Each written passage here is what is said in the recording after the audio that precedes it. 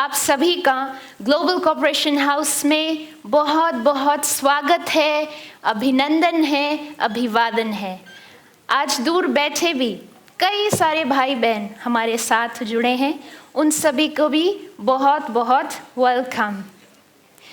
और सबसे special welcome उनका जो आज यहाँ पहली बार आए हैं। जो पहली बार आए हैं वो हाथ उठाएं। Very good. Special welcome to all of you.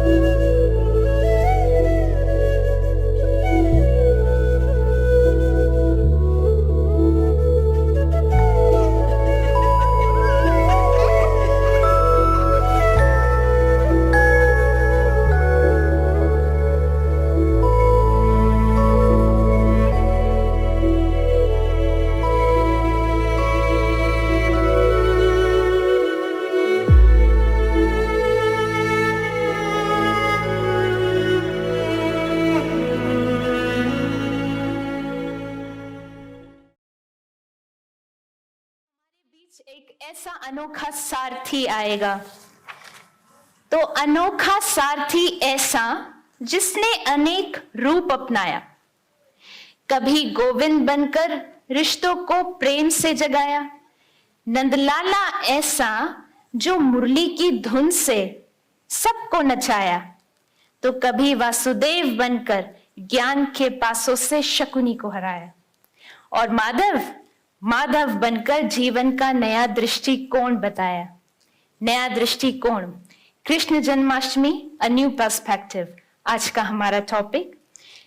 तो आज हमारे बीच कृष्ण आएंगे, हम दर्शन भी करेंगे, झूमेंगे भी, नाचेंगे भी, पर उसके साथ साथ एक नया दृष्टिकोण भी साथ लेकर जाएंगे कुछ कॉन्वर्सेशंस के द्वारा।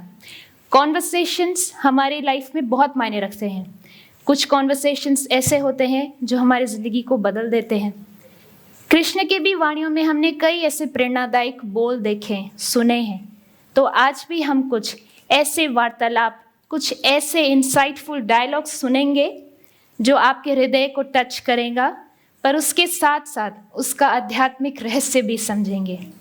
तो चलिए एक बार फिर से बोले, हाथी घोड़ा पाल की।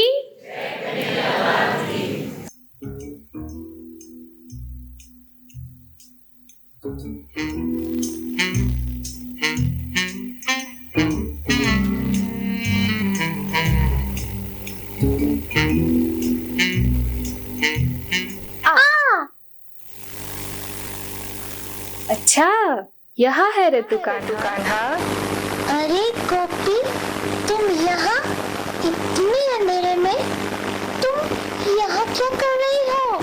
क्या तुम्हें पता नहीं गोकुल पर राक्षसों का कितना साया है? हाँ, इसीलिए यहाँ से चली जाओ। हाँ? नहीं तो राक्षस तुम्हें पकड़ कर ले जाएंगे। राक्षसों का साया है? और वो भी मुझे पकड़ के ले जाएंगे? हाँ गोपी, हाँ, इसीलिए मैं कहता हूँ अपने घर चली जाओ। क्या? मैं चली जाऊँ? पहले तू बता, तू इतने अंधेरे में क्या कर रहा है? मैं तो तुम सबकी रक्षा कर रहा हूँ। अच्छा, रक्षा? वो कैसे? रक्षा करने वालों के पास तो बड़ी बड़ी तलवारें होती है ना? तेरे हाथों में तो कुछ भी नहीं है। है ना, मेरे पास भी है, क्या है रे तेरे पास? मैं भी तो देखो जरा, दिखा। अरे छिपा क्या रहा है? हाथ आगे कर। देखो दोनों हाथ। देखो। क्यों? किसके घर का माखन चुराया? माखन? मैंने कब चुराया? नहीं तो। कान्हा, तूने माखन चोरी की ना? नहीं की। मैंने माखन नहीं चुराया। चुराया। बोला ना, नहीं चुराया, नहीं चुराया, नहीं चुराया। पकड़े गए नंदलाला। चल, अभी चल, तुझे यशोदा के पास ले चलती हूँ। नहीं नहीं गोपी, नहीं, मैया के पास नहीं। तुम जो कहोगी मैं वो करूँगा। मैया को नहीं बताना। अच्छा, जो कहूंगी वो करेगा? हाँ, तुम जो कहोगी वो करूँगा। ठीक है, आज तो तू हमारे लिए नृत्य करेगा। नृत्य करना तो आता है ना तुझे? नृत्य? हाँ, देखो मेरा नृत्य।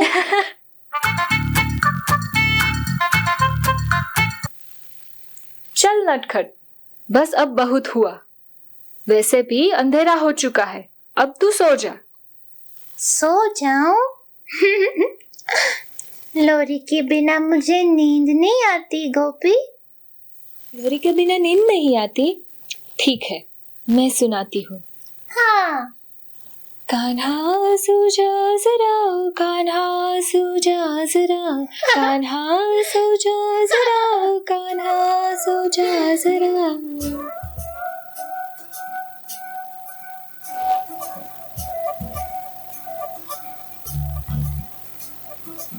मोरे बंसी बजैया नंदलाला कन्हैया, मोरे बंसी बजैया नंदलाला कन्हैया, मोरे बंसी बजैया नंदलाला कन्हैया। मुही मुही ऐसे नहीं छेड़ो सारे, सुन सुन माँ से नहीं खेलो दारे, जाके यशोदा से कह दूंगी रे, कान्हा सो जा जरा, ओ कान्हा सो जा जरा। लुक छुप के तक यूं ना मूवी, कान्हा सो जा जरा, ओ कान्हा सो जा जरा। नैनों से नो छूना मूवी, कान्हा सो जा जरा, ओ कान्हा सो जा जरा, कान्हा सो जा जरा, ओ कान्हा सो जा जरा।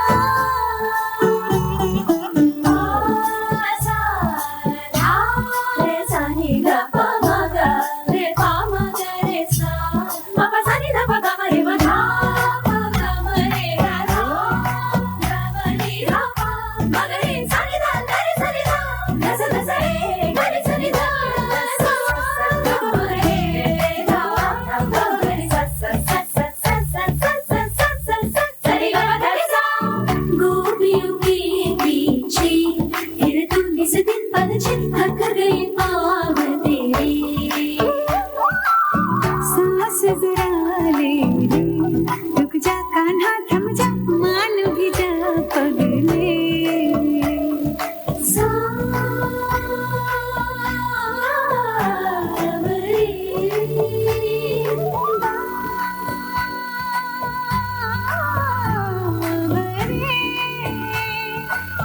कल भी होंगे ये रंग रलिया, कल फिर आना पूरे छलिया, डूबा ये दिन चल सो जा, कान्हा सो जा जरा, ओ कान्हा सो जा जरा, कान्हा सो जा जरा, ओ कान्हा सो जा जरा।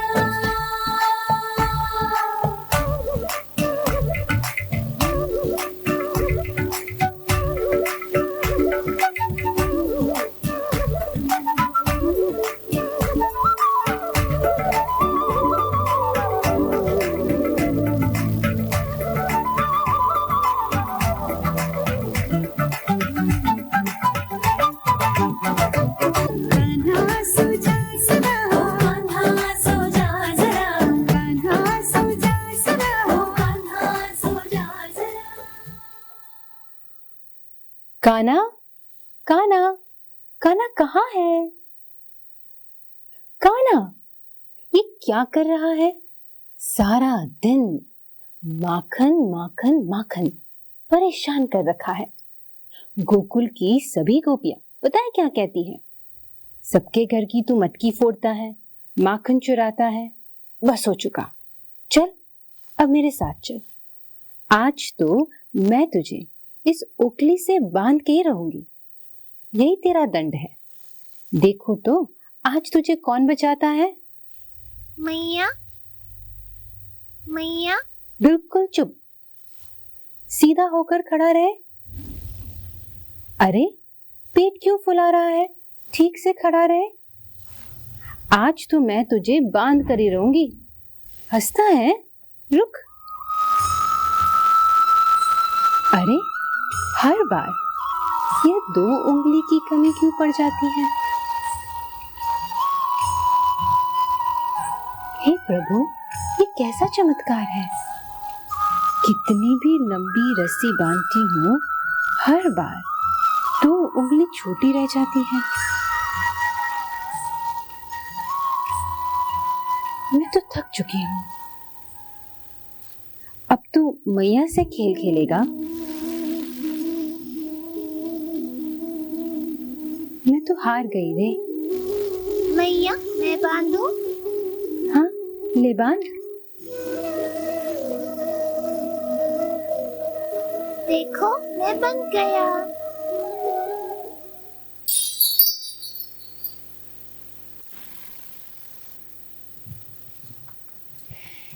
Come here, my dear Krishna Kanhai, मैंने तेरे लिए ढेर सारा मक्खन बनाई।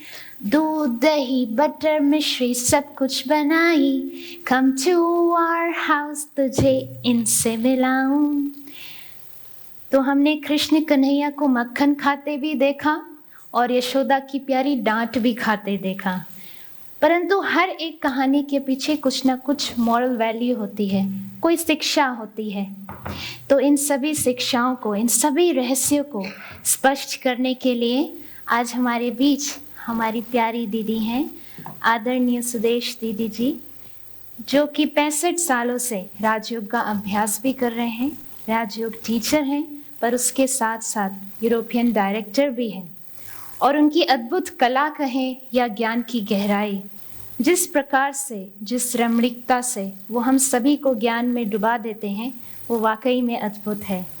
तो अब मैं आमंत्रण करना चाहूँगी हमारी प्यारी सुदेश दीदी जी का।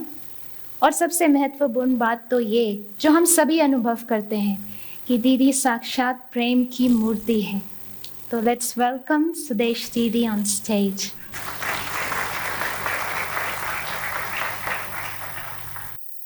तो दीदी जी, आपको बहुत वेलकम। तो अभी अब हम आपसे सुनेंगे कि जैसा दृश्य में दिखाया कि कृष्ण को बांधने के लिए 2 उंगली की कमी पड़ जाती है, तो वो 2 उंगली कौन सी है और ऐसा कौन सा रहस्य है जो आप हमारे साथ स्पष्ट करना चाहेंगे? ओम शांति। आज के इस सुंदर अवसर पर इस ओम शांति में आनंद समाया है, प्रेम समाया है, खुशी समाई है। इसीलिए आप सबको श्री कृष्ण जन्माष्टमी की बधाई हो। श्री कृष्ण जन्माष्टमी का एक सुंदर दृश्य जो भागवत में वर्णन है, वो हम देख रहे थे।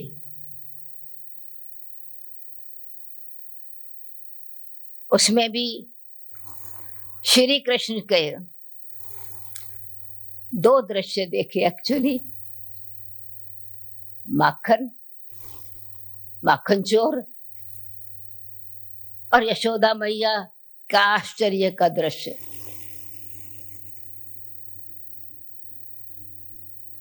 अभी मैं थोड़ा समझने की बात है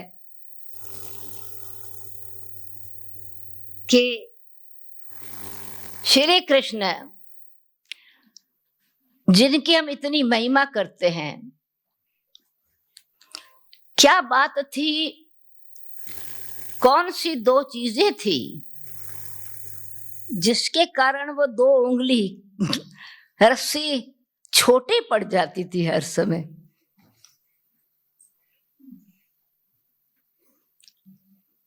क्या सर्वशक्तिवान, सदा निर्बंधन, बंधन से न्यारा, उनको कोई दैहिक रीति से, स्थूल रीति से बांध सकता है?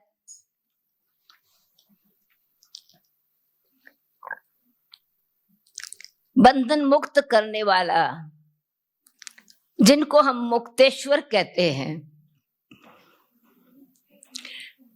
क्या उनको मनुष्य आत्माएं बांध सकती हैं?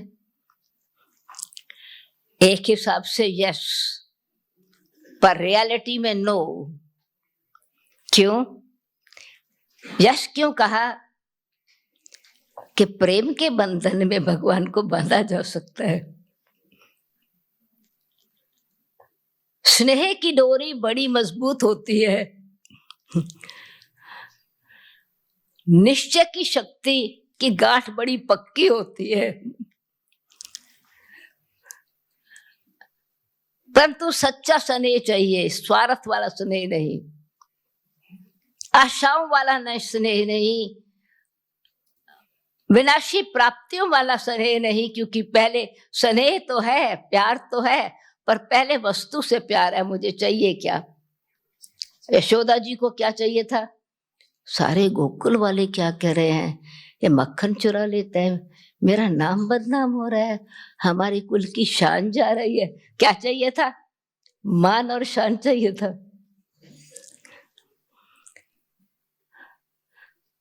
तो लोग मान शान के आधार से बांधना, तो परमात्मा तो किसी भी प्रकार के बंधन में, न मान के बंधन में है, न किसी प्रकार की लौकिक आशाओं के बंधन में है। वो बंधन मुक्त करने वाले। और ये जो वास्तव में चरित्र दिखाए हैं, ये बहुत स्वाभाविक रीति से हम साकार रूप में मनाते हैं। श्री कृष्ण जी को साकार रूप में देखते हैं, परंतु चरित्र विचित्र के हैं। आपने शुरू में कहा कि वो कभी सारथी बन के आते हैं, कभी सखा बन के आते हैं, कभी विश्व का उद्धार करने के लिए आते हैं, कभी सृष्टि, पुरानी सृष्टि का संहार करने के लिए आते हैं। वो कौन? वो निर्बंधन परमपिता परमात्मा, जिनको कोई भी बंधन में बांध नहीं सकता। मुक्तेश्वर की कहानी है। परंतु हम साकार में अनुभव करना चाहते हैं, देखना चाहते हैं। तो जब अनुभव करने वाले आत्माओं ने जो अनुभव किया था, वो पुस्तक में लिखा, आर्टिस्ट ने उसका पिक्चर बनाया दिया, ड्रामा करने वाले ने उसका ड्रामा किया, फिल्म बनाने वाले ने और भी एडिशन किया तो फिल्म बना दी। एडिशन होता चला गया, वो स्थूल वाला रूप बनता चला गया।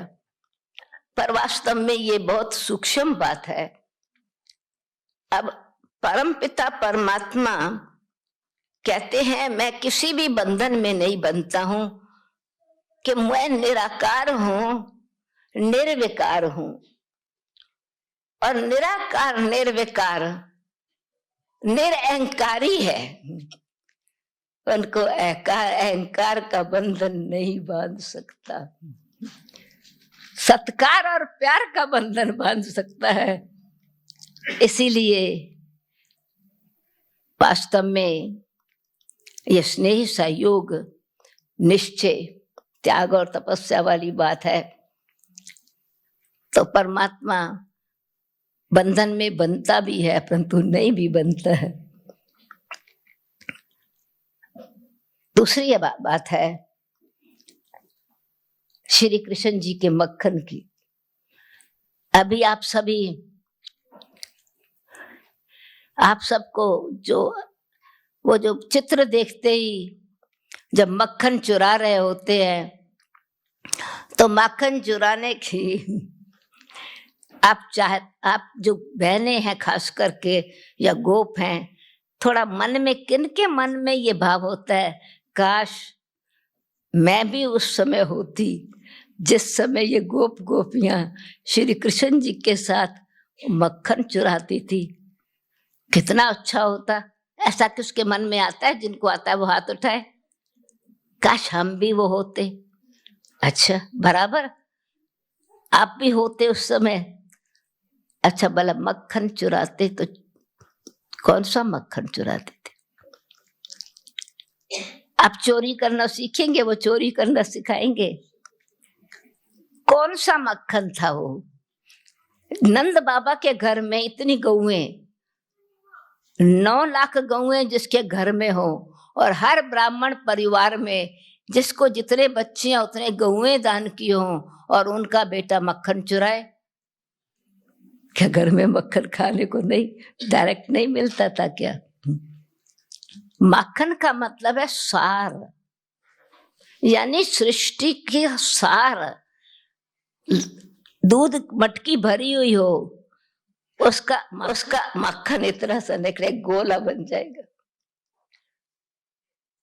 तो वास्तव में इस सृष्टि रूपी संसार में जो सार है वो है पवित्रता, सुख, शांति, आनंद, प्रेम, सत्यता, सभ्यता, सदा निर्बंधन जीवन, निर्भय रहने वाला जीवन, आनंदमय जीवन, जिसको कहा जाता है स्वर्ग, सुखधाम। तो वो सुखधाम को जीवन में लाने के लिए गुप्त पुरुषार्थ की आवश्यकता है। गोप गोपियों के साथ मक्खन चुराया, तो गोप गोपी कौन? जो गुप्त रहने वाले, गुप्त पुरुषार्थ।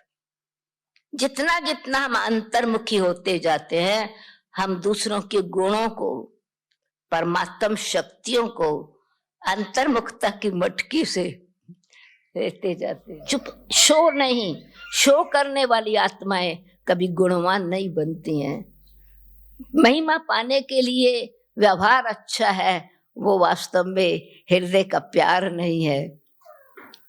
तो जो स्वाभाविक रीति से सत्यता वाले गुण हैं, स्वाभाविक में अपना गंभीरता से पुरुषार्थ किया जाता है, वो गुप्त है, अंतर्मुखी स्थिति में है। यानी आत्मा को अपने अंदर जा करके अपने गुणों से दूसरे आत्माओं के गुणों को भी चुपचाप कर ले लेना। कहा जाता है किसी ने बहुत अच्छा मकान बना लिया हो, कार ले ली हो, बिजनेस बना मिल गया हो, जॉब मिल गई हो, कहते अरे चोरी चोरी तुमने ये काम कर लिया। चोरी चोरी, अब चोरी थोड़ी किया, किसी की चोरी नहीं की, परंतु चुपचाप बिना किसी शो के आंतरिक पुरुषार्थ से वो प्राप्ति कर ली। तो कलयुगी दुनिया में, ऐसी पतित दुनिया में से पावन दुनिया को ले लेना चुपचाप, तो वो श्री कृष्ण आकर्षण करने वाली आत्माएं जो गुप्त पुरुषार्थ करने वाली थी, वो चुपचाप पुरुषार्थ किया तो मक्खन चोर, स्वर्ग का गोला उनके हाथ में आ गया। परंतु वो किसी भी बंधन में बंधते नहीं है, किसी भी प्रकार की महिमा के अधीन नहीं होते। कोई भी देह तथा देह का संबंध, तन, मन, धन, जन, प्रकृति, विकार, सत्कार, उनको कुछ भी बांधता नहीं है।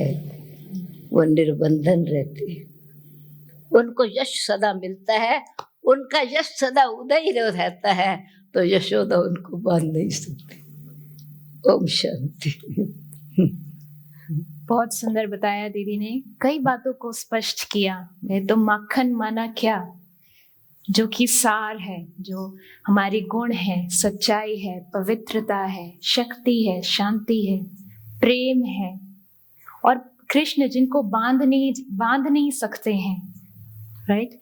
सो जिस प्रकार से दीदी ने कहा कि सार, तो हम एक सार हम भी लेते हैं प्रेम। तो प्रेम के संबंधों में कृष्ण के कई संबंध हैं, राइट।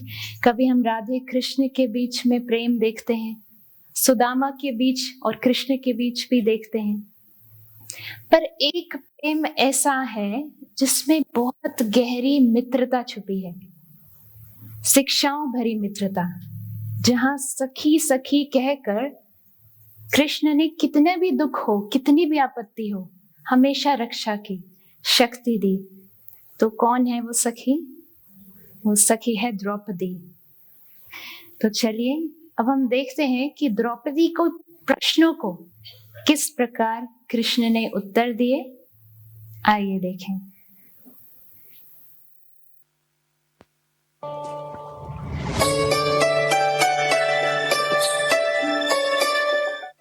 गोविंद, गोविंद कहाँ है आप?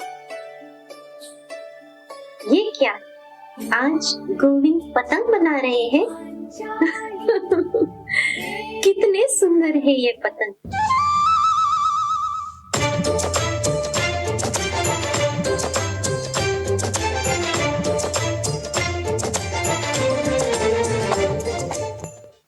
अरे सखी, तुम यहाँ? कितना सुंदर अवसर है आज। चलिए आज हम पतंग उड़ाते हैं। पहले आप ये बताइए गोविंद कि ये पतंग बनाने का विचार आपको कहाँ से आया? मनुष्य को देखकर सखी। मनुष्य का मन भी तो इस पतंग के भांति उड़ता रहता है। इच्छाओं के पवन में स्वयं की डोर छूट या कट जाती है तो मन इच्छाओं के खपोड़े में टूट फूट जाता है। बावला सा हो जाता है। कभी कभी मनुष्य किसी दूसरे के कारण भी तो स्वयं खो देता है गोविंद। गोविंद, आपके हाथ से तो रक्त बह रहा है।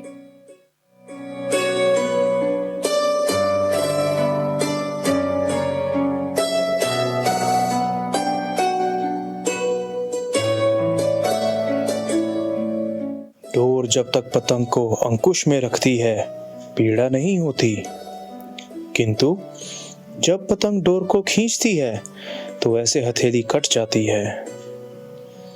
कभी कभी दूसरों के किए कार्य मन को दहला देते हैं, संयम छूटने का अवसर आता है, किंतु ऐसे समय संयम बनाए रखना, अपने मन पर अंकुश रखना अधिक आवश्यक होता है सखी। मन पर कैसे अंकुश रखे गोविंद? मेरे मन में तो कई सारे प्रश्न है। मेरे जन्म का महत्व क्या है? मेरा कर्तव्य क्या है? इतने सारे प्रश्न। तुम्हारा प्रश्न तो यह होना चाहिए कि कौन हो तुम। स्वयं को यदि जान लोगी तो अपने आप सारे प्रश्नों के उत्तर मिल जाएंगे सखी।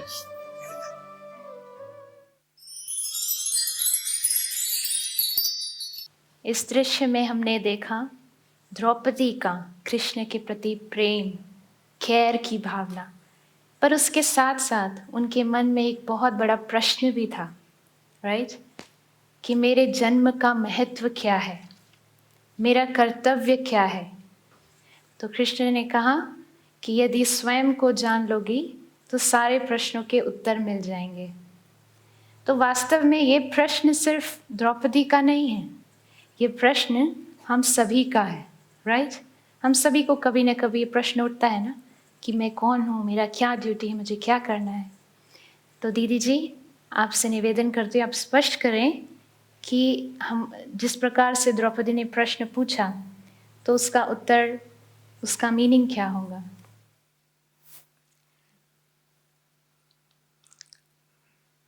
हम कौन हैं? सबसे ऑफ कोर्स जो द्रौपदी ने प्रश्न पूछा वो मन के विचार, परिस्थितियां, चैलेंजेस सामने देखने के लिए जरूर उसमें शक्ति चाहिए, परंतु उसको वर्णन उस परिस्थिति को जब तक स्वस्थिति अपने आत्मिक बल को नहीं बढ़ाया है तब तक परिस्थिति का सामना नहीं किया जा सकता, समस्या का हल नहीं होता है, उलझन होती है, मन बेहद के हवाओं में उड़ता है, जैसे श्री कृष्ण ने उनको ध्यान खिंचवाया। परंतु वास्तव में जो मुख्य बात है, जो इन बंधनों से पार होना चाहती है अथवा परिस्थितियों को सम्मान से फेस करना चाहती है, हल करना चाहती है, वो कौन? क्या हमारा इस शरीर, जो बाहर से दिखाई पड़ने वाला चीज, या इस शरीर में रहने वाली चैतन्य शक्ति आत्मा? तो ध्यान खिंचवाया कि मूल बात को पहले पकड़िए कि मैं कौन हूं, किसको ये इच्छा है कि हम सब परिस्थितियों से ऊपर चले जावें, विघ्नों को पार कर लेवें, किसी भी प्रकार की अवस्था में डामाडोल नहीं रहे, अचल अडोल स्थिति में रहे, जीवन का आनंद लेवें। वो लेने वाली कौन? शरीर? अगर शरीर ही आनंद लेने वाला है, सुख लेने वाला है,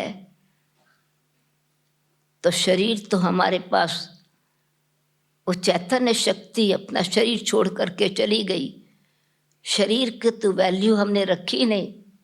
शरीर तो अग्नि में जला देने वाली चीज हो गई, अथवा मिट्टी में दफना देने वाली चीज हो गई।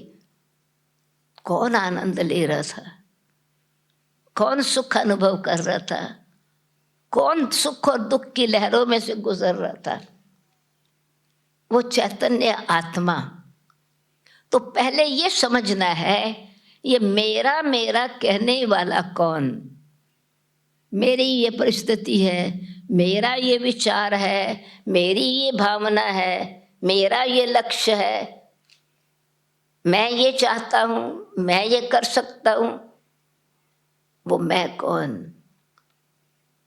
और मेरा कहने वाला कौन? तो हम अपने जीवन में पहला, ये मेरा शरीर है। हमारे माँ बाप हमको ध्यान खिंचवाते हैं, तू बेटी जब जन्मी ना, तू मेरी बच्ची है, लाडला बच्चा है, तू लड़की है, तू लड़का है। वो हमको कहते तू लड़का है, तो हम अपने को लड़का समझते। शरीर का भान दिखाया, फिर संबंध का भान दिलाया, फिर हमारे धर्म का भान दिलाया। तो हमको जो परिचय मिला वो मकान का परिचय मिला है जिसमें हम रहने वाले हैं, अथवा ये हमारी गाड़ी का परिचय हमको मिला जिसको हम चलाने वाले हैं। मेरा शरीर, मैं शरीर नहीं। मेरा नाम कहने वाली कौन? तो मैं शरीर से शरीर में रहने वाली एक चैतन्य आत्मा हूँ। और वो आत्मा चैतन्य शक्ति में 3 शक्तियाँ हैं, मन, बुद्धि और संस्कार। वो चैतन्य ज्योति है। उसकी यादगार में जब शरीर छोड़ जाते हैं तो हमारे भारत की सभ्यता, कल्चर, धर्म है, ज्योत जगाते हैं, दीवा जगाते हैं। दीवा जगते 3 चीजें प्रकट हो जाती हैं। कौन सी? लाइट, उंगली रखो आग, और उसका फॉर्म लो। दीवा बुझाओ, तीनों चले गए। मोमबत्ती बुझाओ, तीनों चले गए। जगाया, 3 प्रकट हो गए। तो ऐसे आत्मा जब चैतन्य ज्योति शरीर में है तो मन संकल्प कर रहा है या विकल्प कर रहा है, इच्छा रख रहा है या शुभ भावना कर रहा है। दूसरी बुद्धि, प्रकाश, वो उस जैसी बुद्धि में निश्चय का बल है, तो वो लाइट, वो लव आत्मा के अंदर जितना ज्ञान होता चला जाता है उसकी लाइट बढ़ती चली जाती है। तो लाइट इज माइट, दूसरी बुद्धि है। ब्रेन पड़ा हुआ है डेड बॉडी में, बुद्धि नहीं है।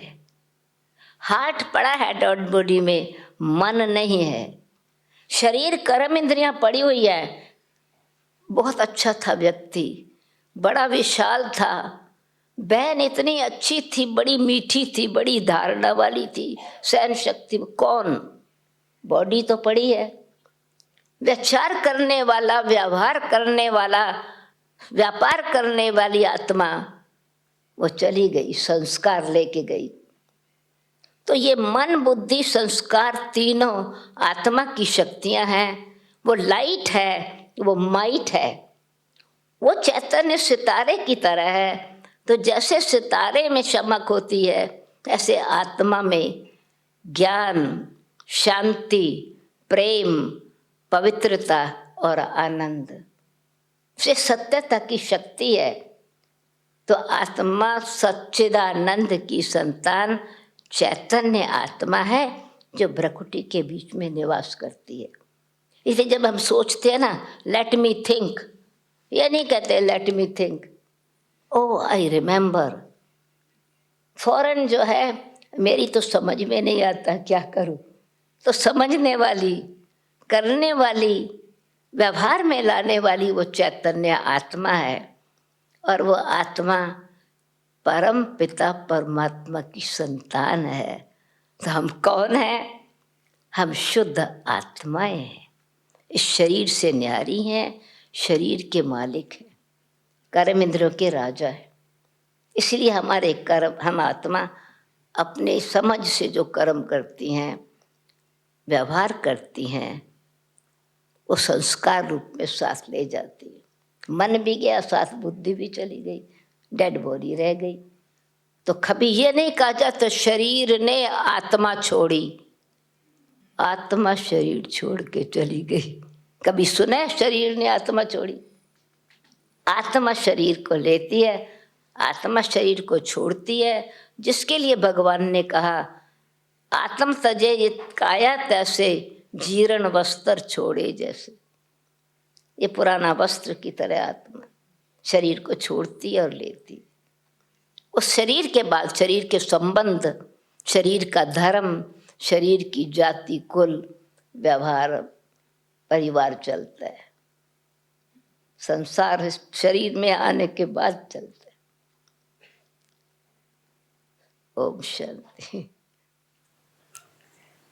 बहुत अच्छा एक्सप्लेनेशन दिया दीदी ने कि मैं कौन, चैतन्य शक्ति आत्मा, और उस आत्मा में भी 3 शक्तियाँ, मन, बुद्धि और संस्कार, सबका रोल अलग अलग। और ये बहुत ट्रू है कि जब शरीर को दफनाया जाता है, फिर हम सोचते हैं कि जो शक्ति है वो तो चली गई, तो आनंद लेने वाला कौन? वो प्रेम का अनुभव करने वाला कौन? तो वास्तव में मैं कौन? एक चैतन्य शक्ति आत्मा। तो हमको आज नया इंट्रोडक्शन मिला, अपना परिचय मिला, तो उसको हम धारण करेंगे, रिफ्लेक्ट करेंगे।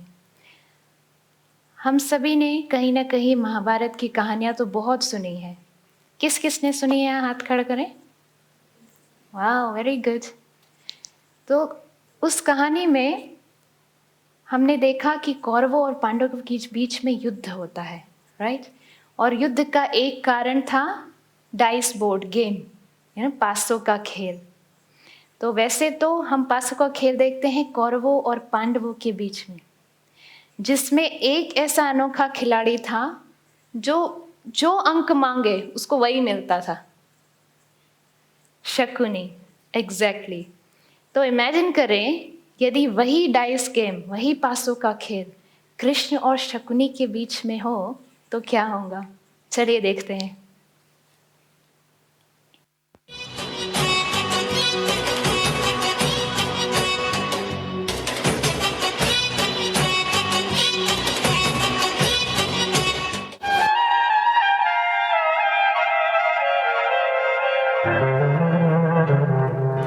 पधारिए वासुदेव, आद्युत खेल ही लेते हैं।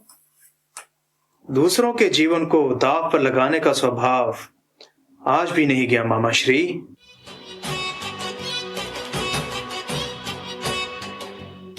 मेरे पास ही मेरी नियति है वासुदेव। मैं जो अंग मांगू वही प्राप्त होते हैं। और मेरी नियति ही मेरे पासे है मामा श्री। अंक तो ईश्वर की इच्छा से प्राप्त होते हैं, किंतु पासे पासे तो मैं अपनी इच्छा से फेंकता हूं। तात्पर्य? पासे फेंकना एक कर्म है मामा श्री, और प्राप्त होने वाला अंक उस कर्म का फल। आप अपने फल पर नियंत्रण रखने का प्रयत्न करते रहे जीवन भर, और मैं अपने कर्म को अपनी इच्छा के बंधन में रखता हूं। मैं निर्णय करता हूं कि पासे कब फेंकने हैं और कब नहीं। वासुदेव, कर्म तो मनुष्य सदा अपनी इच्छा से ही करता है, किंतु जब अंक उचित प्राप्त होने लगे तब मनुष्य जीवन में जीतता है। यथार्थ। तो लीजिए, मैं अपना दांव छोड़ता हूं, आप खेलिए। वासुदेव, आपके कर्म मेरु अभी यात्रा पर निकले भी नहीं, और मेरा एक मेरु आधी यात्रा पूरी कर चुका है, फिर भी आप पासा नहीं फेंकेंगे? नहीं, आप खेलिए। जैसी वासुदेव की इच्छा। लीजिए, मेरा ये मेरु अब उस दुर्ग पर जाकर बैठेगा। अब ये अजयी है। पौ बारा। मनुष्य अपने कर्मों के फल को नियंत्रण करने का प्रयत्न करता है, किंतु जब पासे हाथ में आते हैं तो जुआरी बिना खेले रह नहीं पाता। वो ये जान ही नहीं पाता कि उसने पासों को नहीं बांधा है, पासों ने उसे बांधा है। जीवन में भी मनुष्य यही चिंता करता है कि उसे उसमें कर्मों का उचित फल मिलेगा या नहीं। यह चिंता नहीं करता मामा श्री कि यह कर्म करने का उचित समय है या नहीं। खेलिए मामा श्री। पौ बारा। लीजिए वासुदेव, मैंने आपको कहा था ना, मेरे पास से मेरी इच्छा अनुसार फल देते हैं। इसलिए आपके कर्म के सिद्धांतों पर मेरा विचार करना आवश्यक नहीं। मनुष्य जब सफलता की यात्रा पर होता है तो ऐसे ही विचार करता है। इसी कारण से जब उसे निष्फलता का प्रथम समाचार मिलता है तो वो मंदिर की ओर दौड़ता है, और फिर सफलता मिलते ही उसे स्वयं पर विश्वास होने लगता है। वास्तव में उसका संपूर्ण विश्वास न स्वयं पर है और न ही ईश्वर पर। वो दौड़ता रहता है, पासे फेंकता रहता है।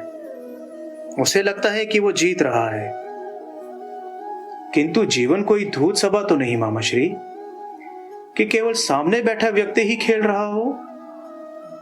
हमारी दृष्टि मर्यादा के पार भी अनेक लोग हैं जो अपने अपने दांव खेल रहे हैं। उनका परिणाम भी हम पर पड़ता है ना मामा श्री?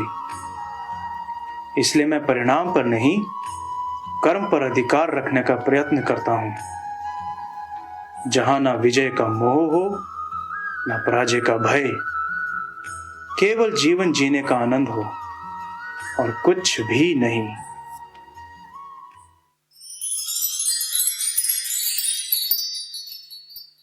तो हम सभी ने इतना सुंदर दृश्य, डाइस गेम, पासों का खेल देखा कृष्ण और शकुनी के बीच में। पर एक ही दृश्य में कई सारी गहरी बातें हैं, राइट? पर मैं एक बात पर फोकस करना चाहूँगी, जहाँ कृष्ण ने ये कहा कि मैं परिणाम पर नहीं लेकिन कर्मों पर अधिकार रखने का प्रयत्न करता हूँ। तो यदि सारा खेल कर्मों के ऊपर है तो उस खेल में परमात्मा का क्या रोल है? कभी कुछ हम नया कर्म शुरू करने जाते हैं तो हम परमात्मा को याद करते हैं, कुछ बुरा होता है तो उनको कोसते हैं। तो हमारे कर्मों के जो खेल है उसमें परमात्मा का क्या रोल है, इसको स्पष्ट करें। जैसे इस वार्तालाप में आपने सुना कि जब मनुष्य आत्माएं कोई कर्म अच्छा करके उसका अनुभव अच्छा करती हैं तो मैंने किया अहम आता है। मैंने किया, और जब असफलता मिलती है तो भगवान याद आता है। मंदिर में दौड़ता है क्षमा करना, माफ करना, पाप नाश खत्म कर देना शक्ति। तो कर्म के वास्तव में बेशक शकुनी ने ये एक दावा लगाया कि मैं अपने अंक अपने सामने रखता हूँ, मेरा डिटर्मिनेशन है, मेरा गोल बिल्कुल क्लियर है, मेरा विजन बिल्कुल क्लियर है, इसलिए जो भी मैं खेल खेलता हूँ उसमें मैं सफल होता हूँ। ये खुद को डिसीव करने वाली बात है, क्योंकि कर्म का फल सिर्फ लक्ष्य की बात नहीं है। कर्म में इंटेंशन कौन सी है? कर्म करना और कर्म में वास्तव में लक्ष्य क्या रखना, एक्शन अलग चीज है, इंटेंशन कुछ और चीज है। अभी कोई किसी की जाकर के कोई सहयोग देता है, शुभ भावना से सहयोग देता है, स्नेह से सहयोग देता है, निस्वार्थ सहयोग देता है, वो कर्म भी है, कार्य भी है, परंतु वो स्नेह संबंध जोड़ रहा है, दूसरे के हृदय में प्यार उत्पन्न कर रहा है, परंतु स्वार्थ से कर रहा है। और अंदर ये है तो एक्सपेक्टेशंस होती है, मैंने सहयोग दिया, तुमने तो सहयोग दिया नहीं, हृदय की शुभ भावनाएं नहीं है, वो बंधन बन जाता है। टेंशन होता है, कंप्लेंट होती है, क्रिटिसिज्म होता है, एक दो के प्रति स्नेह के बदले और ही मनमुटाव हो जाता है। तो कार्य की बात नहीं है, एक्शन की बात नहीं है, कर्म है क्या पहले ये समझने की जरूरत है। तो वास्तव में परम पिता परमात्मा का रोल है आत्मा को कर्म की गति का ज्ञान सुनाना। सारे गीता ज्ञान में वास्तव में कर्मों की गति का ज्ञान है। तो कर्म क्या है? कर्म कर्म इंद्रियों द्वारा किया हुआ कर्म। और भगवान के बोल है कि मैं तो कर्म करता ही नहीं हूँ, मैं तो लीला देखता हूँ। क्या मतलब हुआ? यानी न्यारा होकर के, साक्षी होकर के कर्म करते, न कर्म का के प्रभाव का, कर्म की सफलता का प्रभाव है, असफलता की तो बात ही नहीं है। साक्षी होकर के हर खेल को देख रहा हूँ। तो साक्षी होने वक्त पर हम भी परमात्मा से वो शक्ति लेवें कि हम जो भी कर्म करें परमात्मा को साथी बना करके करें, सर्वशक्तिवान को साथ रख करके करें। तो उसकी सद्बुद्धि देने के लिए, कर्मों की बुद्धि दिव्य, कर्म सिखाने के लिए बुद्धि दिव्य चाहिए। इसलिए बुद्धि का योग परमात्मा से जुड़ता है, समझ मिलती है, ज्ञान मिलता है। तो कर्म क्या है, विकर्म क्या है? कर्म के बिना तो इंसान रह ही नहीं सकेगा। खाना भी कर्म है, चलना भी कर्म है, एक्शन है ना, कर्म मीन्स एक्शन। हम यहाँ कर्म क्षेत्र पर कर्म करने के लिए आए हैं, कर्म इंद्रियों का आधार लिया है। अगर हमारी ये कर्म इंद्रियां डिसेबल्ड हो जाती हैं, बड़ा दुख लगता है, दूसरे भी दुखी होते हैं। कर्म इंद्रियां कर्म करने के लिए है, परंतु विकर्म करने के लिए नहीं है। उसकी समझ आत्मा को चाहिए। दृष्टि देखने के लिए है। इसी दृष्टि से हम स्नेह की दृष्टि से देखते हैं, दया की दृष्टि से देखते हैं, क्षमा की दृष्टि से देखते हैं, प्रेम भावना की दृष्टि से देखते हैं। ये दृष्टि कल्याणकारी हो जाती है, नजर से निहाल करने वाली बन जाती है। इसी दृष्टि से शक से देखते हैं, वैर भाव से देखते हैं। दृष्टि तो वही है, कंटेनर वही है। उसी कंटेनर में चाहे अमृत डालो चाहे जहर डालो, पिएंगे तो असर वही होगा। बर्तन की बात नहीं है, उसमें है क्या। तो ऐसे हमारी कर्म इंद्रियों से हम कर्म किस कॉन्शियस से कर रहे हैं, इसलिए कर्म रहेगा ही रहेगा। क्योंकि जब यहाँ पर संसार में हम कर्म क्षेत्र पर हैं, कर्म हमारा धर्म है। कर्म के बिना नहीं रह सकते, परंतु कर्म में स्वधर्म में रह के करके कर्म करना। तो उसमें 3 कैटेगरी हैं। एक है सुकर्म, दूसरा है विकर्म और तीसरा है अकर्म। सुकर्म मीन्स सोल कॉन्शियस कर्म। कर्म मुझे करना है, पर सोल कॉन्शियस होकर के करना है कि मैं आत्मा इन कर्म इंद्रियों द्वारा कर्म कर रही हूँ। आंखों से देखना भी कर्म है, मन से सोचना भी कर्म है, क्योंकि मन का काम सोचना है। अब मेरे मन के ऊपर, मेरे ऊपर है, मैं पॉजिटिव सोचूं, नेगेटिव सोचूं, राइट सोचूं, रॉन्ग सोचूं, वीक सोचूं, स्ट्रॉन्ग बात सोचूं, शुभ भावना से सोचूं, स्वार्थ की बात सोचूं, परमार्थ की बात सोचूं या व्यवहार की बात सोचूं। मन सोचता है, यह सोचने का काम है। बुद्धि फैसला करती है। कहते हैं मैंने बहुत बारी सोचा ये काम क्यों करूं, पर मुझे समझ में नहीं आया। अब मैंने समझा मुझे ये करना है। बुद्धि जब समझती है तो निर्णय करती है।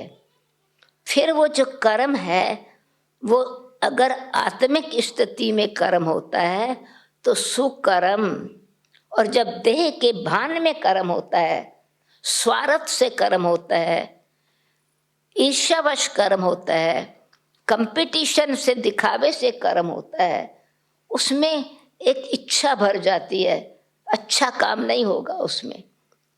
उसमें चाहे कामना, चाहे क्रोध, चाहे अहंकार, चाहे लोभ, चाहे मोह, या तो सूक्ष्म मोटा रूप या अति अंतर का रूप, उसमें वो भर गया तो वो विकृत कर्म यानी विकारी कर्म, विकर्म हो जाता है,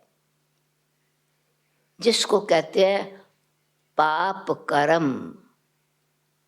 तो भक्ति मंदिर में जाके कहते हैं विषय विकार मिटावो पाप हरो देवा। उस समय बुद्धि में जो कर्म किया, कोई ना कोई विकार के वश किया, इसलिए विकर्म हो गया। और वो पाप क्यों हो गया? क्योंकि वो बाप नहीं, परमात्मा पिता बीच में नहीं था। तो जहां बाप नहीं है, आत्मा का पिता साथ नहीं है, जहां बाप नहीं है वहां पाप है, और जहां पाप है वहां बाप नहीं है, परमात्मा वहां नहीं है। आत्मा अपने आप से भी दूर हो गई, परमात्मा से भी दूर हो गई। इसीलिए पाप मीन्स सेपरेशन, डिस्टेंस, ट्रुथ से दूर हो गया, सत्य से दूर हो गया, इसीलिए विकर्म हो गया। और विकर्म के कारण इंसान फिर दुखी होता है, क्योंकि वो विकर्म का बीज जो है, वो कांटा जो बोया है, जैसा कर्म वैसा फल। बोया बीज बबूल का तो आम कहाँ से खाए। जो बीज बोया उस हिसाब से बढ़ जाता है, वो आम नहीं होगा। कड़वा बीज बोया है तो कड़वा ही फल निकलेगा, करेला आम नहीं बन जाएगा, उसका बीज करेला ही निकलेगा। आम की गुठली आम का ही फल देगी। इसलिए जब हम आत्मा परमात्मा की याद में बुद्धि का योग परमात्मा से जोड़ते हैं तो वो हमारा कर्म सुकर्म होता है। परंतु परमात्मा के महावाक्य क्या है? विकर्म से भी परे, सुकर्म से भी परे। सुकर्म करो परंतु कर्मातीत बन जाओ। कर्म करते हुए कर्म के अभिमान में नहीं आओ, वो अभिमान बंधन बन जाएगा।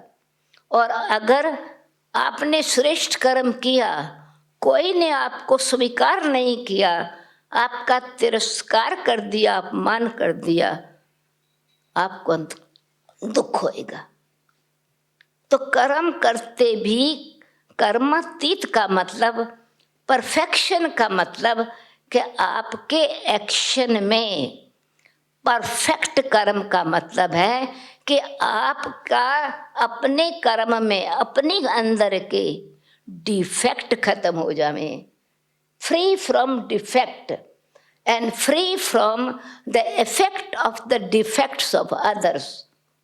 सो कर्मातीत। तो परमात्मा की कोई महिमा करे, परमात्मा खुश नहीं हो जाता कि हाँ तुमने मेरी बहुत महिमा की है। अपमान करे, भगवान तू बड़ा निर्दयी है, मेरा बच्चा मेरे से ले लिया, तू बड़ा अन्यायी है, मेरे साथ ये अन्याय हो गया, मुझे मदद नहीं की, तू तो रहमदिल नहीं है, बड़ा कठोर है। भगवान इसमें नाराज नहीं होता है। महिमा करो तो भी परे है, अपमान करो तो उनको अपमान नहीं लगता है। तो महानता का अर्थ यह है निर्माणता रहे, अभिमान ना हो, तो कर्म नेचुरल श्रेष्ठ होवे। इसीलिए अकर्म का मतलब है कि किसी भी कर्म के प्रभाव नहीं हमें नहीं आना है, बंधन में नहीं बंधना है, नेचुरल कर्म चल रहा है। जैसे अभी कोई हमारी कर्म इंद्रियां, हम चल रहे हैं नेचुरल कर्म, सोच किया ऑटोमेटिकली देखते हैं। अगर शुद्ध भाव में देख रहे हैं तो आंखें कोई चीज़ को देखते हुए भी नहीं देखती है, परंतु कोई संकल्प है तो शक बन जाएगा, फिर गालियां देने लग जाएंगे दूसरे को, अब डाउट कर करके डिफेक्ट निकालेंगे। इसीलिए अकर्म का मतलब है न्यूट्रल कर्म, नेचुरल कर्म। तो नेचुरल नेचर जब होती है वो दिव्यता की मूर्ति होती है, वो नेचुरल प्रकृति में भी है और आत्मा के अंदर भी है, देव आत्मा के अंदर। जब बुद्धि दिव्य बन जाती है तो कर्म दिव्य होते हैं, श्रेष्ठ होते हैं। इसीलिए प्रकृति को हम भगवान मानने लग जाते हैं। क्यों? कि फूल सुगंध दे रहे हैं। आपने फूल को कहा बहुत अच्छा, खुश नहीं होता फूल, आपको एलर्जिक है, आपने फेंक दिया फूल नाराज नहीं होता है। फूलों में कोई डिस्क्रिमिनेशन नहीं है। अच्छा आया व्यक्ति, मेरे बगी मालिक आया इसलिए ज़्यादा खुशबू ज़्यादा दूंगा, कोई विजिटर आया है बगीचे में, कोई स्ट्रेंजर आया खुशी नहीं दूंगा, नहीं। सूर्य शक्ति सबको बराबर देता है, चंद्रमा शीतलता सबको बराबर देता है, सागर शीतलता सबको बराबर देता है। पर सागर में स्विम करो, सागर बांधेगा नहीं आपको। आप जाओ स्विम करके बाहर निकल आओ, पकड़ेगा नहीं। तो बंधन, कर्म हमको पकड़े नहीं, कर्म हमको बांधे नहीं, वो निर्बंधन स्टेज कर्मातीत स्टेज कहलाती है।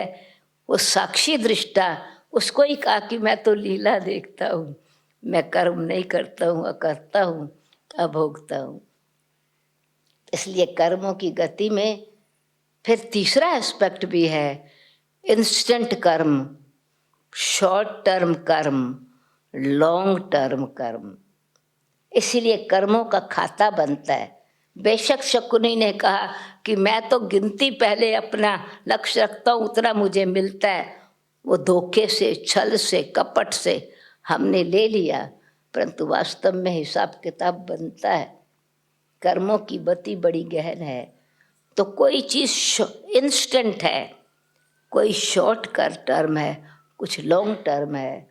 हमने फ्लावर उगाए, कुछ वीक्स में फ्लावर खिल गए। सेम वीकेंड पर हमने सब्जी लगाई, थोड़ा महीना लगा। उसी वीकेंड पर हमने ग्रेन्स बोए, 6 महीना लग गया। उसी वीकेंड पर हमने फ्लावर नहीं, पेड़ों के फलों के बीज लगाए, 6 साल लग गए फल निकलने में। लॉन्ग टर्म है।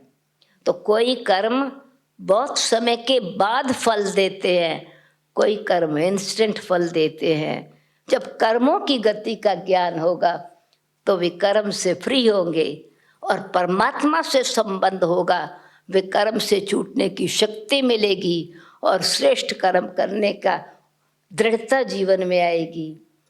इसीलिए कहा जाता है कि अभी परमात्मा को साथी बना करके और साक्षी होकर के कर्म करो तो सदा ही हर कर्म श्रेष्ठ होगा। श्रेष्ठ कर्म का फल दिव्यता है, देवता है। तो देवताओं के सामने जाके श्रेष्ठ कर्म की शक्ति मांगते हैं, परमात्मा से भी श्रेष्ठ कर्म की शक्ति मांगते हैं।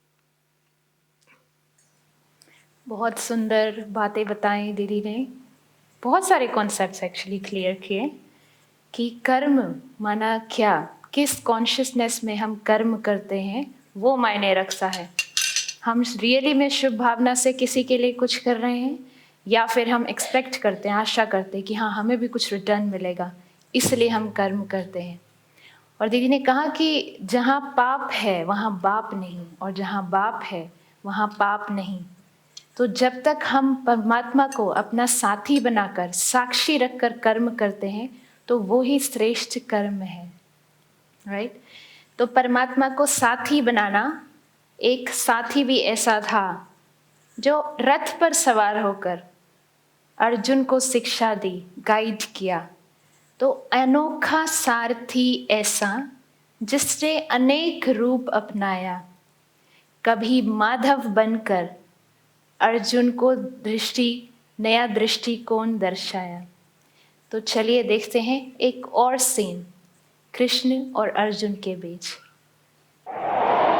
ये कैसी दुविधा है, कैसी ये विपदा है, ये धर्म है या बलिदान है, अपने ही अपनों में सुख लेके दुख देने, अधर्म है ये या विधान है। इतने चिंतित क्यों हो पार्थ? मेरी मति बंद हो गई माधव।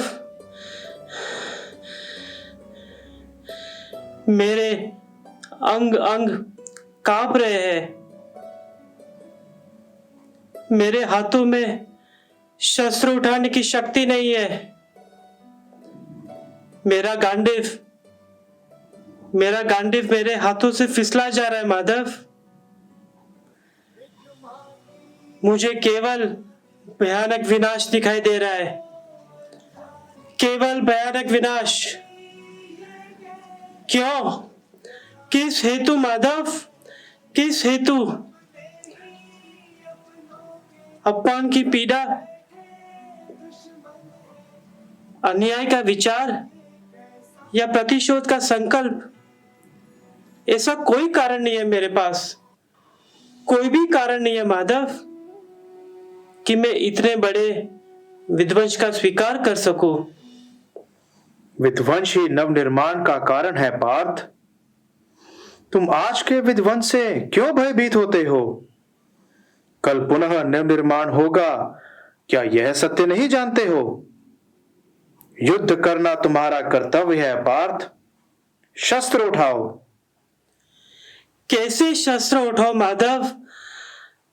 अपने ही हाथों से अपने परिवार का विध्वंस, ऐसा कर मैं कैसे कर सकता हूं माधव?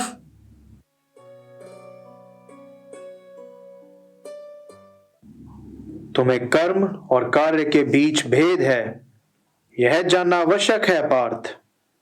सभी कर्म कार्य है, परंतु सभी कार्य कर्म नहीं। कर्म उस कार्य को कहते हैं जिसके साथ फल की आशा जुड़ी हो, और जब कर्म बिना किसी फल के साथ किया जाए उसे निष्काम कर्मयोग कहते हैं। और परमात्मा में अपनी बुद्धि स्थिर कर अपने को आत्मा जान कर्म करना ही कर्मयोगी कहलाता है। इसलिए परमात्मा में अपनी बुद्धि स्थिर कर स्वयं को जानो पार्थ। अपनी बुद्धि को परमात्मा में स्थिर कर कर्मयोगी बनने का क्या मार्ग है माधव? पार्थ, परमात्मा का स्मरण करने से मनुष्य के हृदय में समर्पण भाव उत्पन्न होता है, जिसे परमात्मा के दर्शन हो जाता है। वही वास्तव में कर्मयोगी बनता है। समर्पण का भाव अर्थात? वास्तव में समर्पण का अर्थ होता है अपने मन को, बुद्धि को, ज्ञान को, इच्छा को, आशा को, अपनी भावनाओं को, अपना सब कुछ परमात्मा को अर्पण कर देना। अर्थात माधव, समर्पण भाव से परमात्मा के दर्शन होते हैं।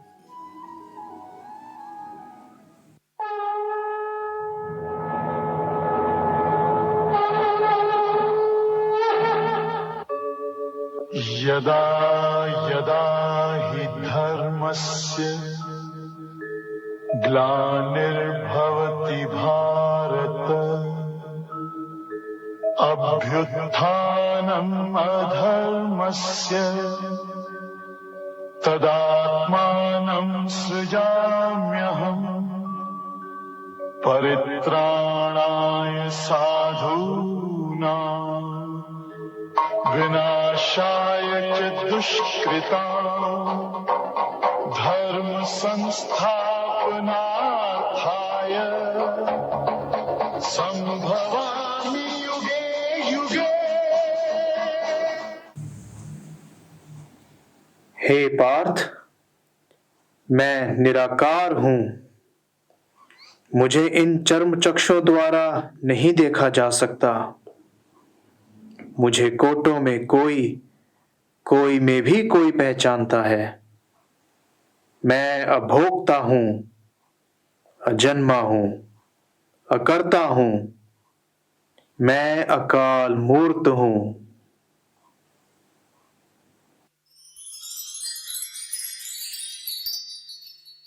अद्भुत दृश्य ये कृष्ण का, जहाँ कृष्ण ने कई भाव से कई सारे प्रश्नों का उत्तर दिया।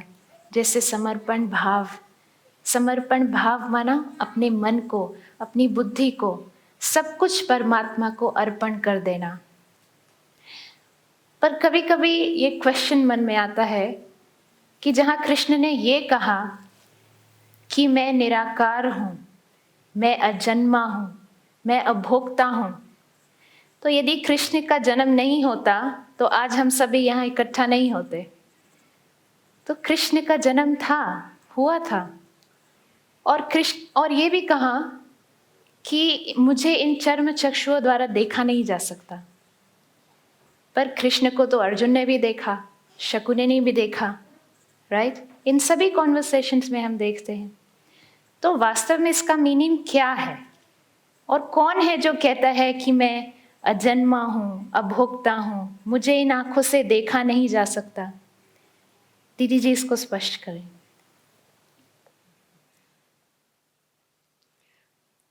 बहुत सुंदर प्रश्न है और बहुत इम्पोर्टेंट है।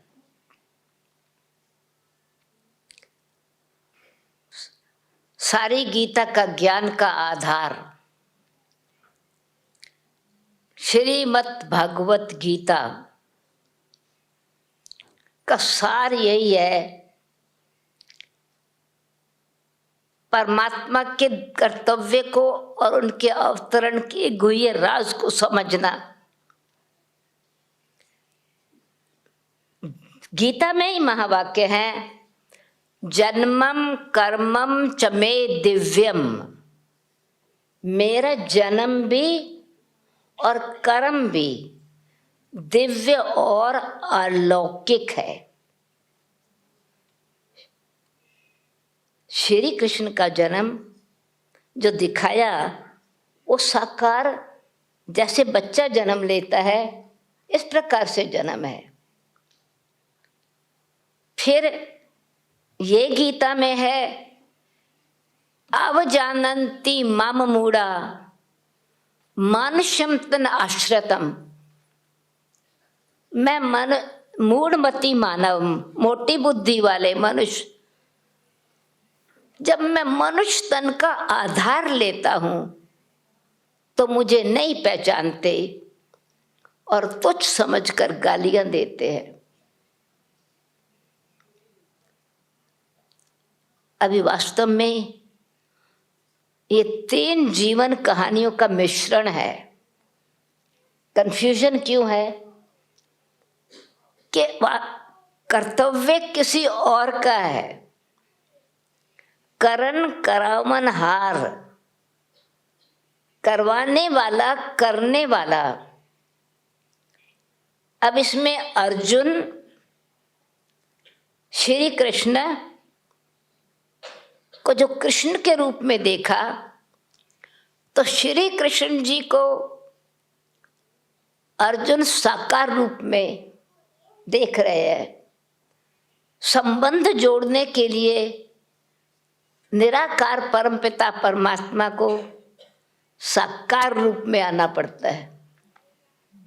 संबंध यहाँ साकार सृष्टि की प्रॉपर्टी है। तो परमात्मा का जन्म मनुष्य आत्माओं की तरह नहीं होता है। यह आत्मा का नियम है कि वो अपना शरीर धारण करती है और अपनी कर्म इंद्रियों से जो आत्मा का मन, बुद्धि और संस्कार तीनों शक्तियां हैं वो व्यवहार में लाती है अथवा प्रत्यक्ष करती है, जिसको कैरेक्टर कहा जाता है, चरित्र कहा जाता है, जीवन की पर्सनैलिटी कहा जाता है। तो परमात्मा अब सर्वगुणों के सागर, सर्वशक्तिवान, उनका स्वरूप जिस्म वाला नहीं है, वो जन्म नहीं लेते, पर काया प्रवेश करता हूं, जन्म नहीं लेता हूं। आत्मा को जैसे बोलने के लिए मुख चाहिए, मनुष्य आत्माओं से बात करने के लिए मनुष्य जैसी भाषा चाहिए, तो वो उनके माँ बाप होंगे। परम पिता परमात्मा का कोई पिता नहीं है। परम पिता परमात्मा, सुप्रीम सोल, तो सुप्रीम सोल सोल ही है, परंतु अंतर क्या है? आत्मा परमात्मा और देव आत्मा में आत्मा जन्म मरण के चक्कर में आती है, कर्म इंद्रियों के बंधन में, कर्म और विकर्म के खेल में फंस जाती है, और परमात्मा शरीर के बंधन में नहीं आता। टेम्पररी पर काया प्रवेश, जिसको शरीर रूपी रथ के रूप में लेखक ने लिखा कि अर्जुन का श्री कृष्ण सारथी बना।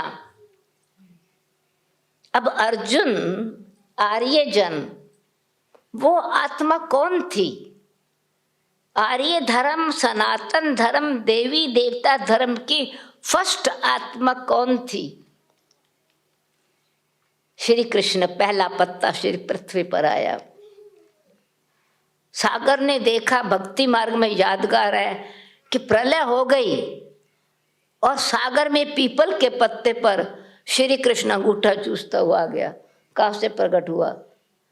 नहीं, वो मनुष्य सृष्टि का पहला पत्ता है, यानी देव आत्मा फर्स्ट आत्मा है। वो सुंदर है, वो पवित्र आत्मा है, वो देव आत्मा है। उनका कैरेक्टर ही दूसरा, उनकी महिमा है। श्री कृष्ण गोविंद हरि मुरारी हे नाथ नारायण वासुदेवा। ये शिव की महिमा नहीं, निराकार की महिमा नहीं है, ये साकार की महिमा है। परंतु हम श्री कृष्ण का जन्मदिन मनाते हैं, नारायण जी का जन्मदिन नहीं मनाते। श्री कृष्ण का बर्थडे मनाते हैं और उनकी महिमा करते हैं, श्री कृष्ण गोविंद हरि मुरारी हे नाथ नारायण। वो बचपन में कौन का नाम श्री कृष्ण है, स्वयंवर होने के बाद उनका नाम नारायण है। राधे कृष्ण लक्ष्मी नारायण की जोड़ी है। तो स्वयंवर से पहले पहले ऐसा सतयुग की सृष्टि में दोनों का नाम चेंज होता था। नारी लक्ष्मी, पुरुष नारायण। राधे लक्ष्मी जी, राधे जी लक्ष्मी कहलाई, श्री कृष्ण जी नारायण कहलाए। आपने कभी भी नारायण जी का बेबी रूप नहीं देखा होगा और श्री कृष्ण जी का बुढ़ापा नहीं देखा होगा। वो साकार रूप है, परंतु वो समय का अंतर है। वो सतयुगी दुनिया, जब वैकुंठ की दुनिया थी, भारत स्वर्ग था, सुख धाम था, उस समय श्री लक्ष्मी नारायण का राज्य था। तो समय का भी अंतर हो गया है। बहुत सारी बातों का कॉन्फ्लिक्ट है, यानी समय कंफ्यूजन है। तो परम पिता परमात्मा का आना कब होता है? जन्म नहीं होता, पर अवतरण होता है। यदा यदा ही धर्मस्य ग्लानिर्भवति भारत, अभ्युत्थानम तम तब, फिर से स्वधर्म का, धर्म का को लाने के लिए, धर्म का विनाश करने के लिए अवतरित होता हूँ, जन्म नहीं लेता हूँ। तो जन्म माना शरीर को लेना, मरना माना शरीर को छोड़ना। तो परमात्मा शरीर को लेता है, पर काया प्रवेश करता है, उसको उन्होंने जन्म मान करके श्री कृष्ण वाला रूप रखा। तो सारथी यानी शरीर रूपी रथ में कर्म क्षेत्र पर धर्म के युद्ध के लिए, धर्म क्षेत्र कर्म क्षेत्र, ये धर्म के क्षेत्र पर, कर्म करने के क्षेत्र पर परमात्मा को स्वधर्म में टिकाने के लिए, अधर्म पाप कर्म का विनाश कराने के लिए अवतरण लेना पड़ता है। क्यों? कि मनुष्यों को समझाने के लिए मनुष्य की भाषा चाहिए। तो किसको ज्ञान दिया? एक अर्जुन नहीं, हम सब आत्माएं आर्य जन हैं। हम सब इस समय कंफ्यूजन में हैं, सृष्टि का क्या होगा। एटॉमिक बम हम ही बना रहे हैं, हम ही सृष्टि का विनाश कर रहे हैं, विध्वंस हो रहा है और विनाश होना भी है, ये भी समझ रहे हैं। पर सत धर्म की स्थापना भी होनी है। तो कौन करेगा सत धर्म की स्थापना? सत्कर्म करने वाले सत धर्म करेंगे, सत धर्म वाले सत्कर्म करेंगे। तो परमात्मा को फिर शर्म सिखाने के लिए इस शरीर रूपी रथ में, घोड़े गाड़े वाली रथ में नहीं, शरीर रूपी रथ, वो हम हमेशा कहते हैं, सदियों से कहते आए हैं। कोई शरीर छोड़ जाता है, हम कहते हैं, जब डेड बॉडी को ले जा रहे होते हैं, कहते हैं अरथी जा रही है। अरथी यानी इसमें रथी नहीं है। और भगवान शरीर रूपी रथ में, अर्जुन उसमें बैठा है, आत्मा उसमें बैठी है, सारथी साथ में बैठा। अर्जुन पीछे बैठ गया, वह भगवान क्योंकि निराकार दिखाई नहीं देता, कृष्ण का रूप रख दिया, श्री कृष्ण आगे बैठा। तो निराकार को वो साकार सर्वश्रेष्ठ आत्मा का स्वरूप समझ करके निराकार को साकार कृष्ण बना लिया। पर वास्तव में निराकार निराकार ही है, वो सदा सलामत निराकार, निरहंकार और निर्विकार है। परंतु पर काया में प्रवेश करके फिर सब आत्मा को ज्ञान देते हैं।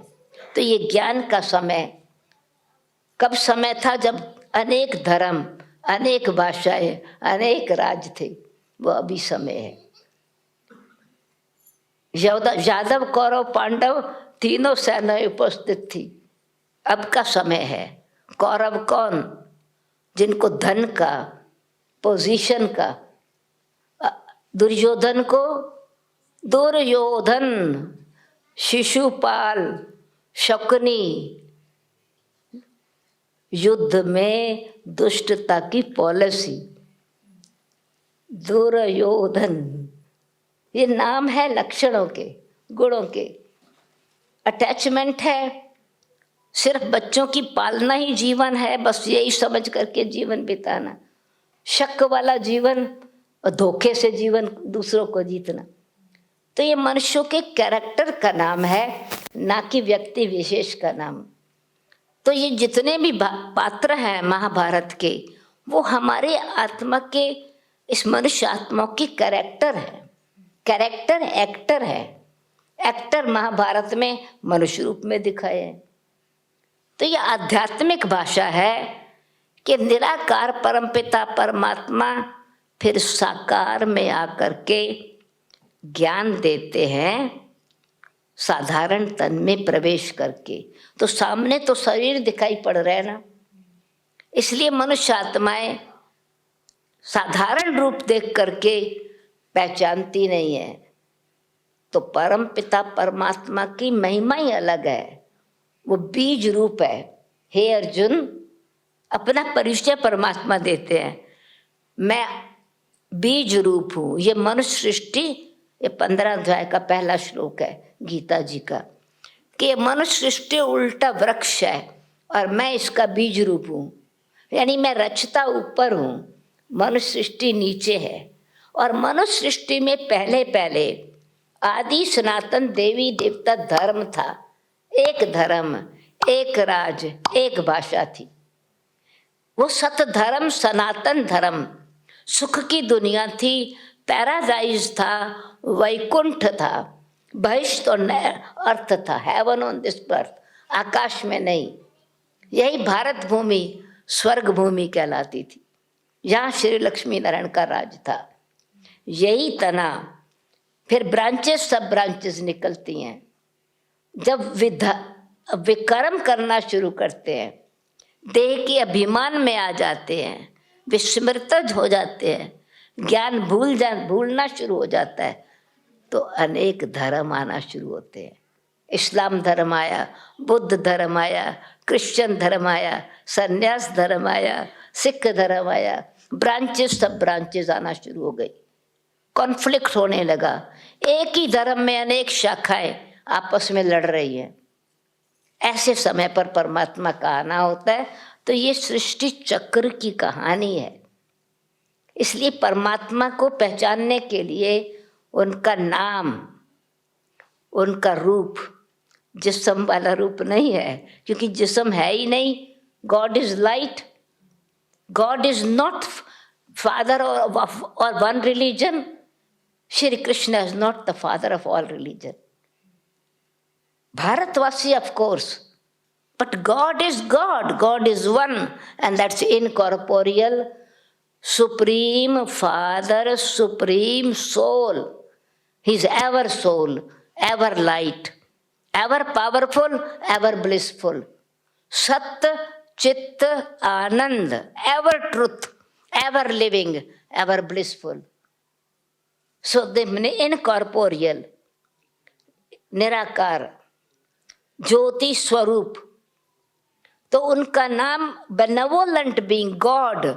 God is good, good good good God. Shiv benevolent, benevolent कल्याणकारी। Shiv Shambhu. God is not created by anyone, self manifestation, अवतरित होता हूँ। So God is eternal, the soul is eternal, and matter is eternal, and this is the play of this world that we are playing. So God gave this knowledge.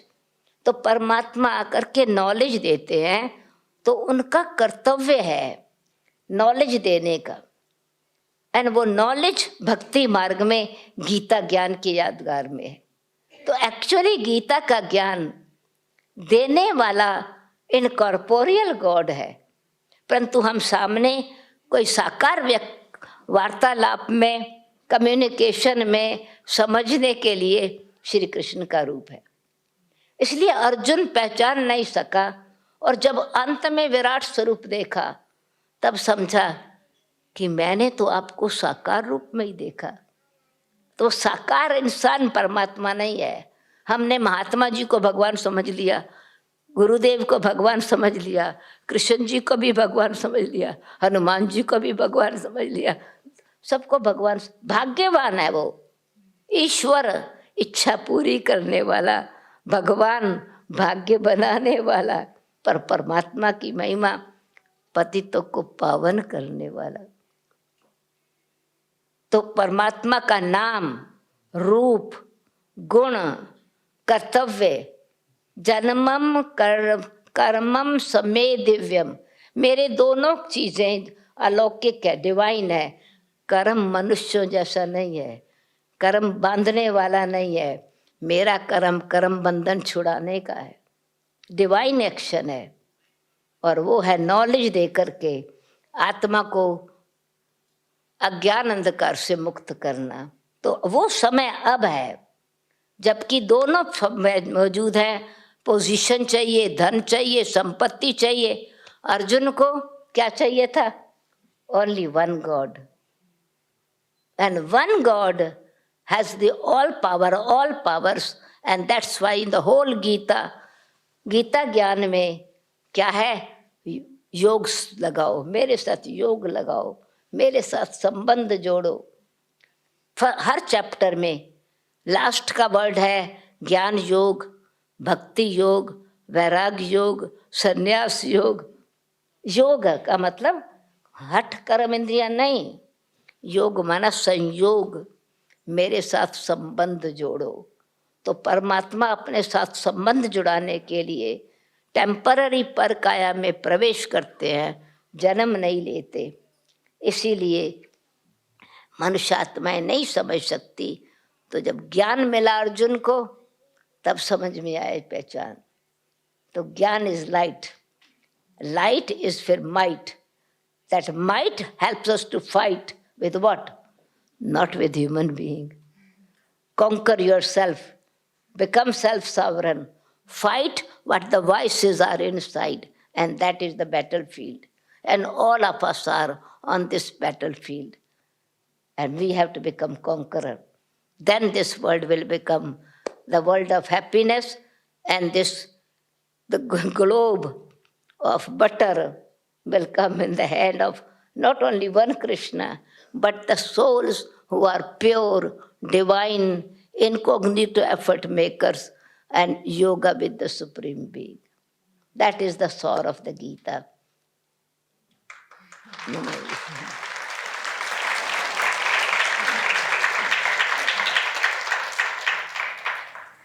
Wonderful, बहुत खूबसूरत।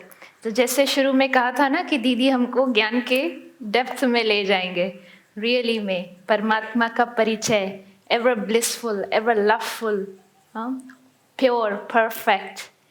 तो जैसे दीदी ने कहा कि गीता के हर चैप्टर में लास्ट में ये कहा है कि परमात्मा के साथ संबंध जोड़ो, योग लगाओ। तो हमने इतनी सारी अच्छी अच्छी बातें सुनी, रिवाइज करते हैं हम। फर्स्ट सीन से हमने जो जो सुना उसको इम्बाइब करना है, रिफ्लेक्ट करना है।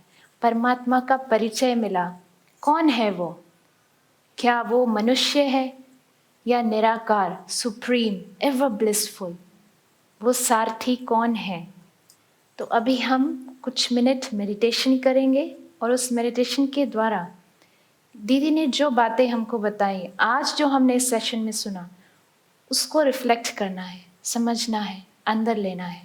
तो चलिए कुछ मिनट अभी मेडिटेशन करते हैं।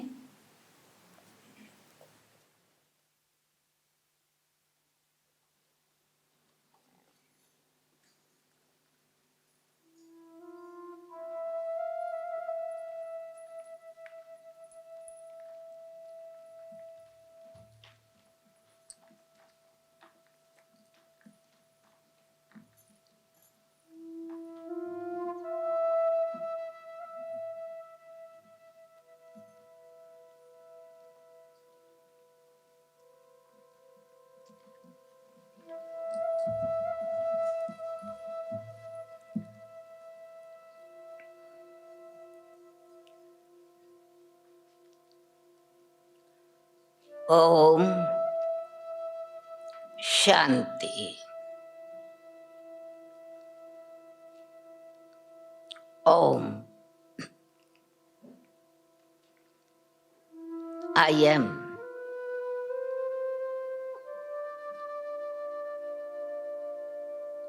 Who am I? What am I?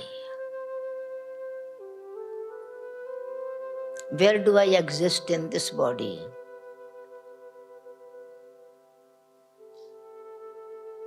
I become aware of my true self.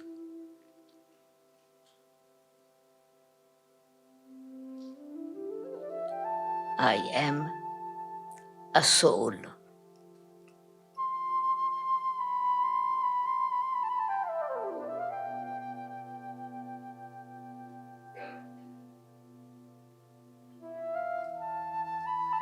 An eternal being of light.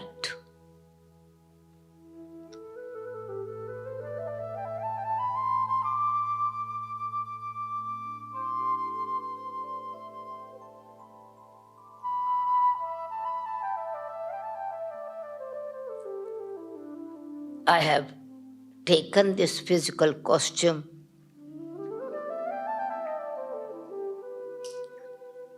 to experience myself and to express myself. I play my role through this physical body.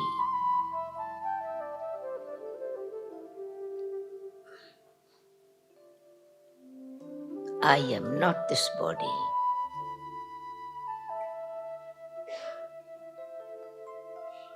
I am a soul.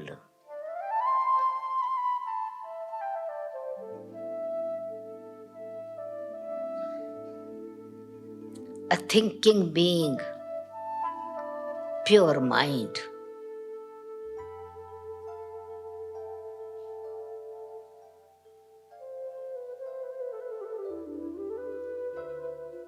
As I think, so shall I become.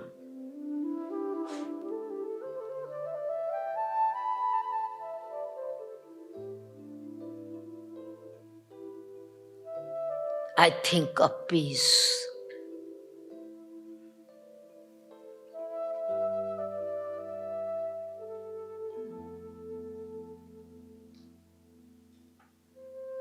My original nature,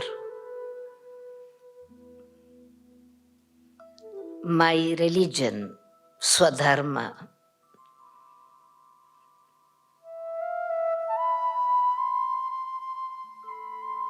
I realize as I am free from the influence of this body, I am a pure soul.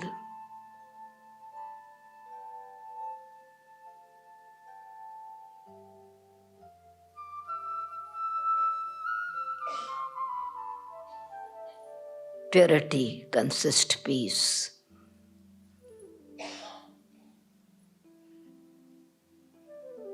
Love, happiness, wisdom.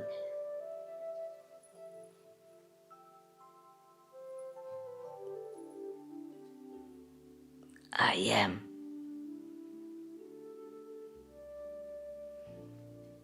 a pure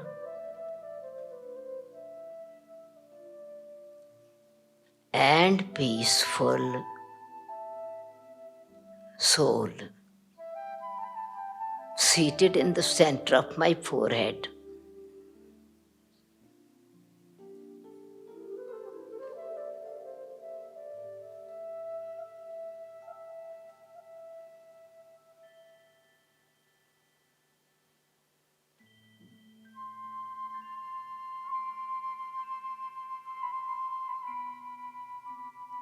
My thoughts are creating the feelings within me. I feel peace.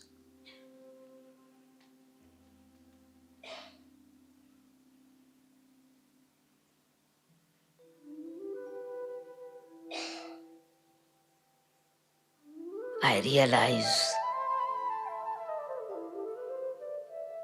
my true nature.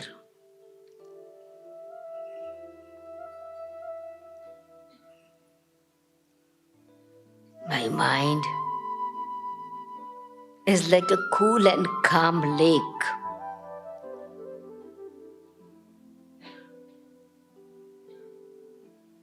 Clean, still, silent.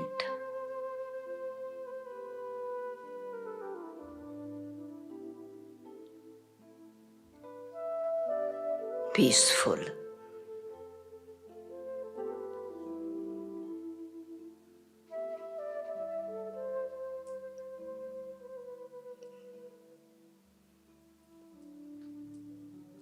Positive and pure energy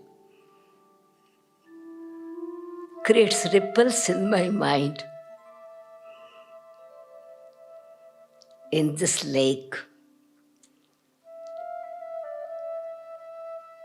ripples of joy.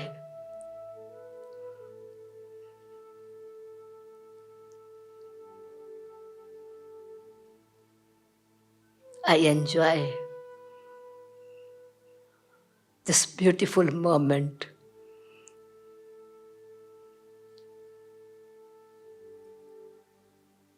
Of peace.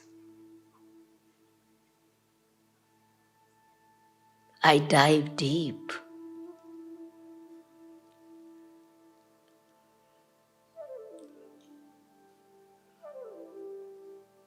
I turn within deeper and deeper. The deeper I go, the higher I fly.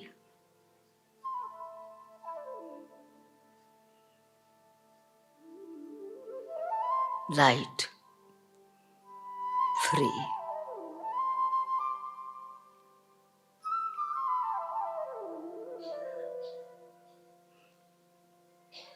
This magnetic energy of purity, pure love,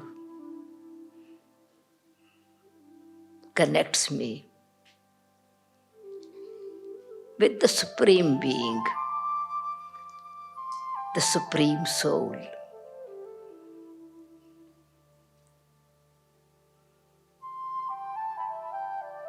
The ocean of love.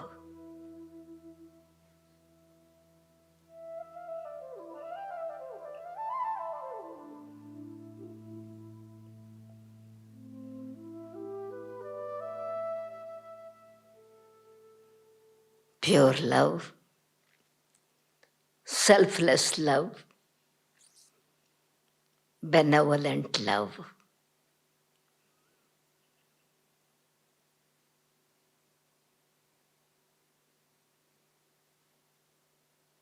Neutral love.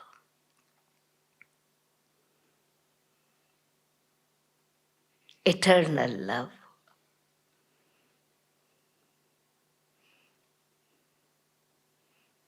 This loveful relationship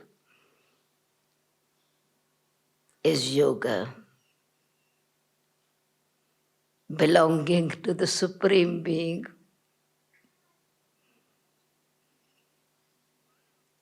I belong to God.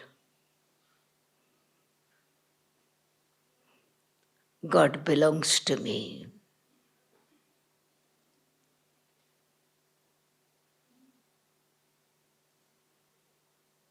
I realize I am child of God, a pure being, peaceful being.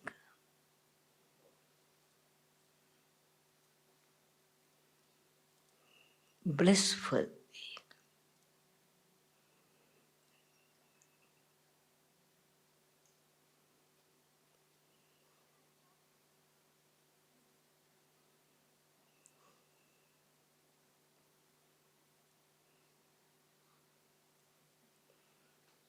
Om Shanti. Shanti. Shanti.